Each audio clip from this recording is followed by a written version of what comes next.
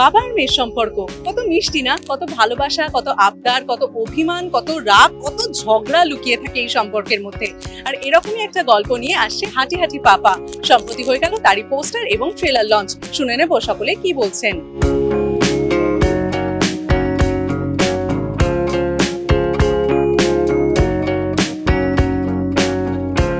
ছবিটা যখন গল্পটা শুনেছিলাম তখন অবশ্যই বাবার কথা প্রচণ্ডভাবে মনে পড়েছিল, কিন্তু অদ্ভুতভাবে আমার বাবার সাথে সম্পর্কটা আবার খুব শান্ত। কোনোদিনও বাবা বকেনি, কিছুই ঝগড়াঝাটি, বাবার উপরে যে চিল্লানো এই সাহসটাই কোনোদিনও ছিল না।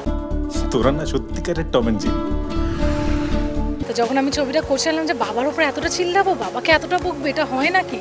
তখন আমার ডিরেক্টর বলছে না না এরকমই হয়। এই মানুষটার সাথে কেউ একটা বেলা থেকে দেখা, তার যদি প্রেশার হাই না হয় আমি লিখে দিচ্ছি যে আমি আমার নামটা চেঞ্জ করে দেবো। হয়তো আমি সেই বয়সটা পাওয়ার আগেই হয়তো বাবাকে হারিয়ে ফেলেছিলাম, তো সেই জন্য হয়তো সেইটা উপভোগ আমি করতে পারিনি, বাবাকে বকার ওই যে ফিলিংটা। কিন্তু সেইটা অনেকটা বেশি মায়ের সঙ্গে এখন, কারণ মা কোথাও না কোথাও যেন এখন টিনেজার হয়ে গেছে। আমি বারবার যখন ছবিটা করেছি আমি পাপা পাপা বলছি, কিন্তু আমার মাথার মধ্যে মাম্মা মাম্মা চলছিল, কারণ আমার মায়ের সাথে সম্পর্কটা অনেকটাই এরকম।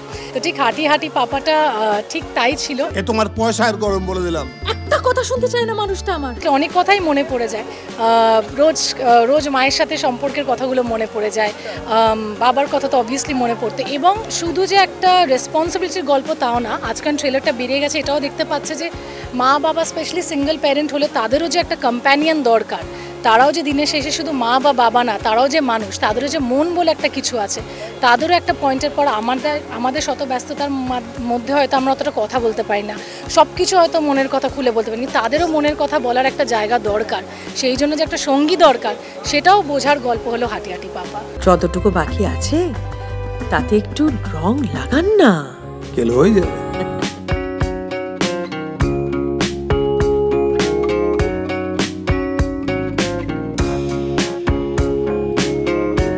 এটাতে আমি খুব এনজয় করেছি, খুব মজা লেগেছে, কারণ স্ক্রিপ্টটা এত সুন্দর না, অনেক রকম অ্যাঙ্গেল আছে। দুজনে মনোমালিন্য হলে ইউজুয়ালি এরকম ছবি আমরা করে থাকি, অনেক সময় বেটার সিনেমা হয়েই থাকে, সেটা দুজনে কথা বলে না। এইটাতে মজা হচ্ছে যেহেতু এটা মক অ্যাঙ্গার, অ্যাকচুয়ালি বাবা খিটখিটে নয়, কিন্তু সে একটা কারণে এইটা করে, মেয়ের সঙ্গে এই ট্রিটমেন্টটা করে যাতে মেয়েকে সে দূরে পাঠাতে পারে, ও যেন এখান থেকে চলে যায়, কারণ ওরটা বিয়ে করবে বলে একটা ছেলে বসে আছে আমেরিকা ওর জন্য। আসলে আমাকে শাসন করার তো একটাই লোক, মৌ। কিন্তু এবার ওকে ছেড়ে দিতে হবে, ওর নিজের জীবনে এগিয়ে যাওয়া দরকার। কিন্তু ও বিয়ে করছে না, ও ডিলে করছে। সেইখান থেকে মেয়েকে তার ন্যাচারাল লাইফে পৌঁছে দেওয়ার জন্যে বাবা এরকম একটা ড্রামা করে, সেইটা হচ্ছে এর অ্যাঙ্গারটা আর খিটখিটে পনা, সব কিছুতে খুঁত ধরে মেয়ের আর চেঁচায়, সেইটা এই ছবিটার গল্প।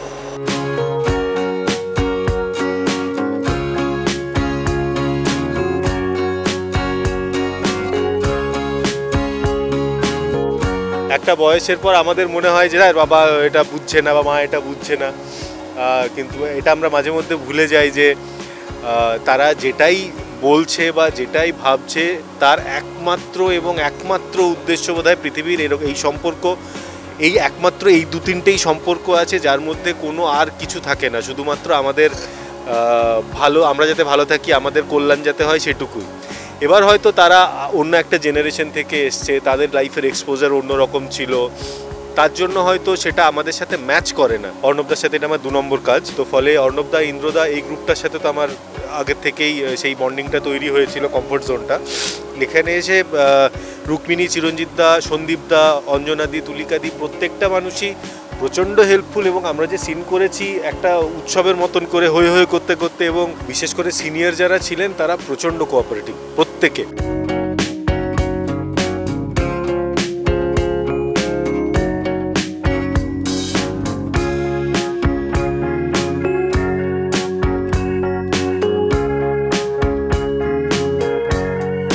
আমরা যখন সিনেমা বানাই সেখানে ড্রামা, অ্যাকশান, থ্রিলিং এলিমেন্ট প্রচুর থাকে। এই গল্পতে কিন্তু অ্যাকচুয়ালি পুরো প্যাকেজিং রয়েছে। মানুষ কিন্তু অ্যাকচুয়ালি বাবা মেয়ের ইকুয়েশনে দেখেছেন, কিন্তু ইকুয়েশনে যে অভিমান, ভালো লাগা, ভালোবাসা, এই পুরো ঘটনা কী কারণে ঘটছে, কেন ঘটছে, তারপর কি হচ্ছে, সেই কার্যকারণ সম্পর্ক কিন্তু ডিফারেন্ট। ফলে সেই কারণগুলো, তার প্যাকেজিং, এটা একটা অন্য মোড়কে তৈরি করার চেষ্টা হচ্ছে। ফলে অডিয়েন্স যখন দেখবেন ডেফিনেটলি নতুন গল্প দেখবেন। যদি আমি এই টিজারটা ফার্স্ট দেখতাম, আমি ডেফিনেটলি বলতাম এটা কিন্তু অ্যাকচুয়ালি পিকুই। আমিও বলতাম বাবা মেয়ের সম্পর্ক মানে লোকে পিকু ভাববে, কিন্তু এই বাবা মেয়ের সম্পর্কে তো প্রচুর ঘটনা আছে, ঘটনার কারণ কি, তারপরে কি হচ্ছে, সেই লেয়ারটা এখনও দেখায়নি। ট্রেলারে একটুখানি ঝলক থাকবে, সিনেমাতে পুরো ডিটেলিং থাকবে। ফলে যদি আপনি এটা দেখে পিকু বলেন, আমি সন্তুষ্ট, কারণ গল্প আমার ধরতে পারিনি। ট্রেলারে আরটু কনফিউজ যদি হন, আমি আরও স্যাটিসফাইড হবো যে অন্য ছবির সাথে বলছেন স্যাটিসফাইড। কিন্তু এটুকু বলতে পারি, ট্রেলার টিজার দেখার পর যখন সিনেমা হলে আসছেন, আশা করি অন্য কিছু দেখতে পাবেন।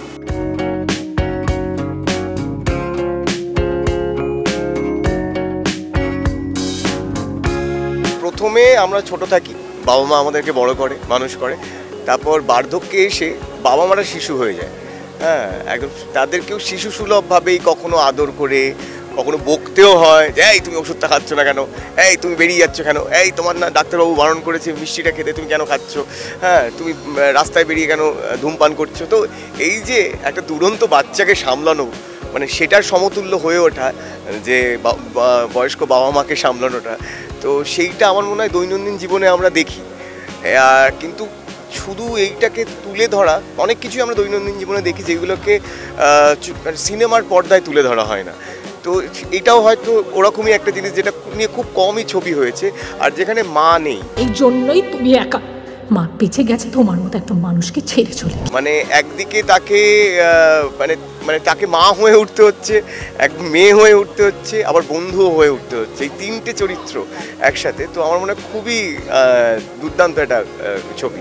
মানে আমার খুবই ছোট কাস্ট, এবং আমি খুবই ছোটই বলবো যে আমি আদতে এখানে মানে চিরঞ্জিতদার ফ্যান, বাকিটা আর কিছু বলছি না আমি। এবার কেন, সেটা আপনারা যেদিন হাঁটি হাঁটি পাপ্পা দেখতে যাবেন সেদিনই বুঝতে পারবেন। বউ হারালে বউ পাওয়া যায়, কিন্তু গাছ হারালে গাছ পাওয়া যায় না।